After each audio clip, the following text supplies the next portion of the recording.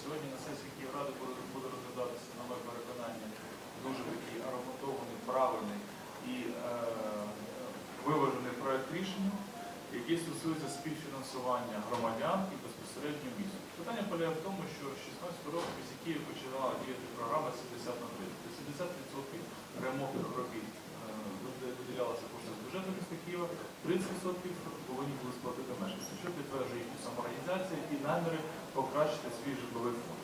Питання полягає в тому, що, на жаль, за влади Кличка капітальний ремонт будинків вагомо зменшився, і дійсно люди можуть зараз розраховувати тільки на самоорганізацію, на так зване співфінансування. Але виходячи з того, що правила гри не зовсім коректні, а точніше зазначити, дуже неправильно зазначаються самі критерії роботи.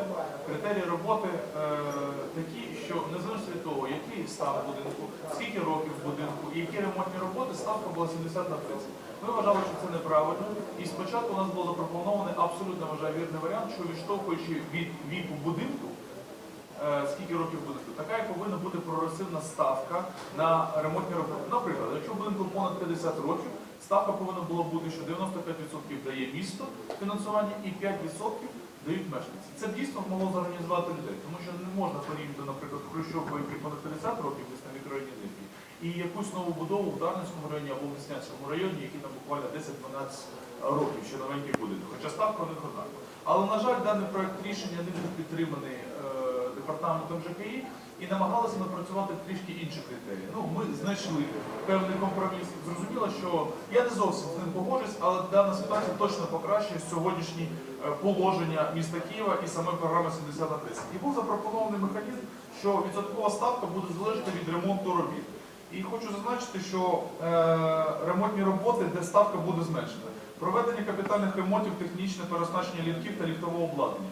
Буде 95% надавати місто і лише 5% буде надаватися мешканцям. Я вважаю, що це абсолютно слушна пропозиція, тому що неможливо буде зібрати з перших, других поверхів кошти на новий ліфт, ціна якого на сьогоднішній день сягає більше 1 мільйона гривень.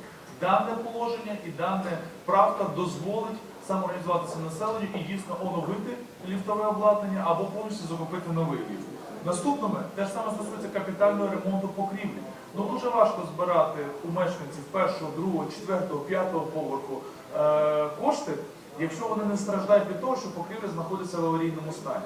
Саме тому була запропонована ставка, 90% буде надавати місто і 10% будуть сплачувати мешканці, що дозволить дійсно проводити капітальні ремонти покрівель або поточні ремонти покрівель. І останній момент – це реконструкція, капітальний ремонт, технічне переоснащення інженерних мереж, у тому числі насосів. Тобто дуже важко людям довести, що якщо у них мережі знаходяться в підвальному приміщенні в аварійному стані, а це ЦО, ГВП, холодне водопостачання, централізоване опалення, то дуже важко зрозуміти їм, що вони від цього можуть постраждати або пояснити їм, в якому стані воно знаходиться. Саме тому було запропонована ставка не 70 на 30, як раніше було, а 85% на 15%, що також дозволить зробити певний крок на зустріч киянам, які готові до самоорганізації і які готові за власні кошти покращити житловий фонд, не чекаючи, на жаль, безвідповідального міського голови, який житловим фондом відверто просто не займається. Йому набагато цікавіше відкривати парк і сквер, тому що це набагато піарніше,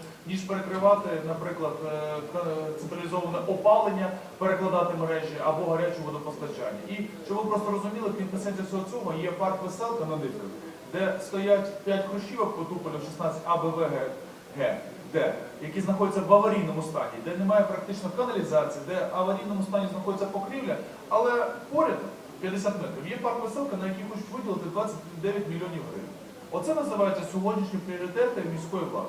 Саме тому, на жаль, такі кроки є певним каталізатором до того, що громада сама готова самоорганізуватися і виділити відповідні кошти для тих ремонтних робіт, якщо міська влада цього не помічає. І даний проєкт рішення повинен бути тільки виключно підсилювати позицію мешканців щодо організації в цьому процесі. Маю надію, що сьогодні міська влада це підтримує проєкт рішення, але, по-друге, вважаю, ми повинні ще напрацьовувати більш справедливі соціальні критерії для людей, щоб ще більше людей долучати. Не тільки ОСББ, ЖБК, а й будинки комунальної власності. І цей проєкт рішення, до речі, передбачає допомогу всім форм власності. Якщо якось є питання, готові.